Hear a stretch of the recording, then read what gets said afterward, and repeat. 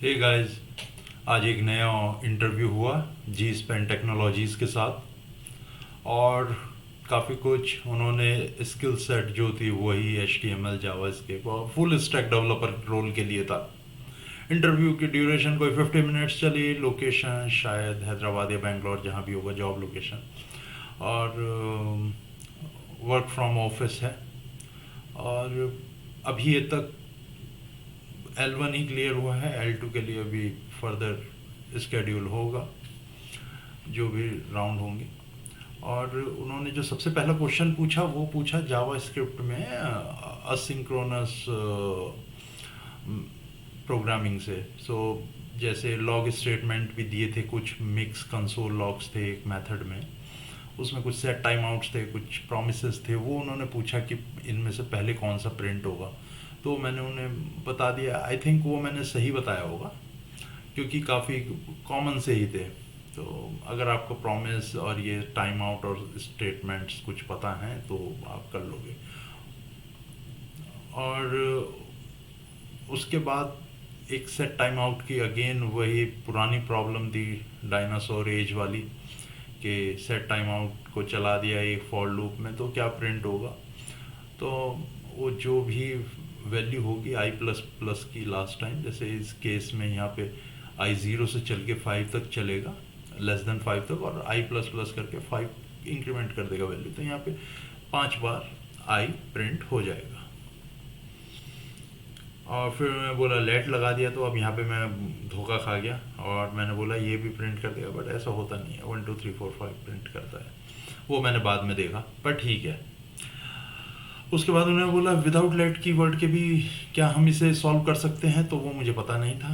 मैं बोला पता नहीं कैसे करेंगे। वो बाइंड से शायद मेरे दिमाग में आ रहा था, पर मैंने उसके बारे में कुछ बोला नहीं, और ना मैंने इस चीज़ को अभी तक देखा। इंटरव्यू क्वेश्चन ही है ये। एक्चुअली में तो आज तक मेरे को डेवलपमेंट में तो कभी फेस हुआ नहीं है चीज़ें। उसके बाद टू कंपेयर एरे करने को बोला कि टू कम एरे कैसे कंपेयर करेंगे। A1 is equal to A2 क्या प्रिंट करेगा, तो double equal to triple equal to बोला, तो वो दोनों में फॉल्स आएगा। वो मैंने उन्हें बता दिया था, क्योंकि वो रेफरेंस को पॉइंट करेंगे, वैल्यू को नहीं पॉइंट करेंगे।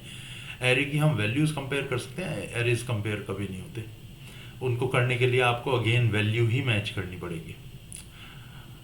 तो एरेज की वैल्यूज़ मैच कर सकते हो आप।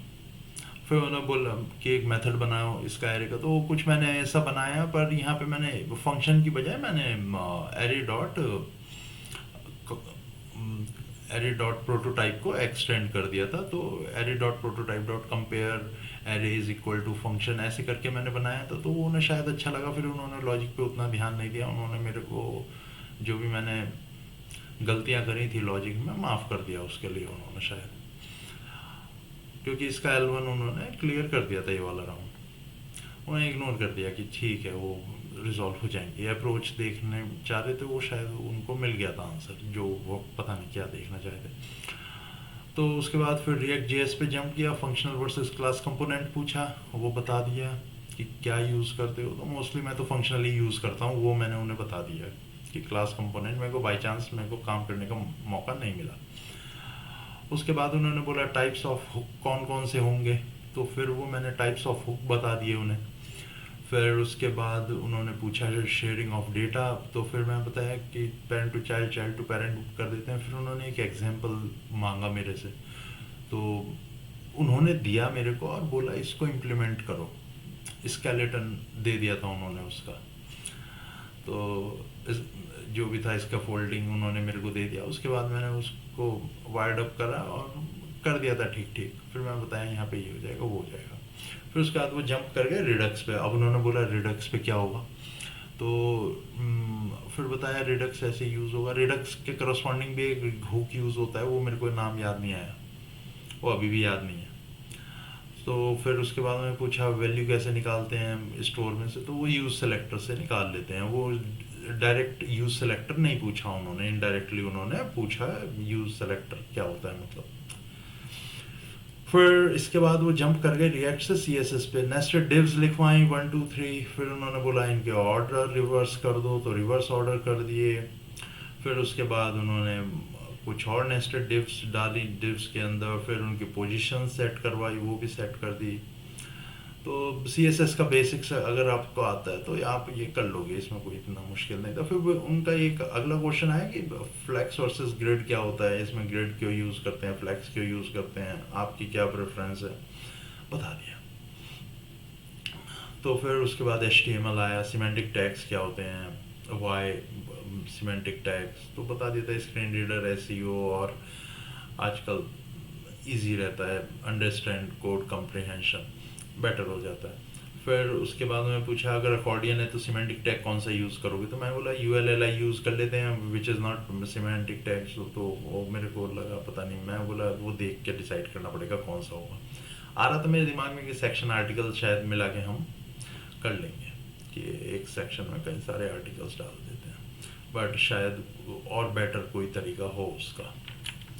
फिर उसके बाद Node.js आया, तो Node.js उन्होंने HTML CSS से ज़्यादा कुछ पूछा नहीं था, मुश्किल से 3-4 मिनट में निमट गया था।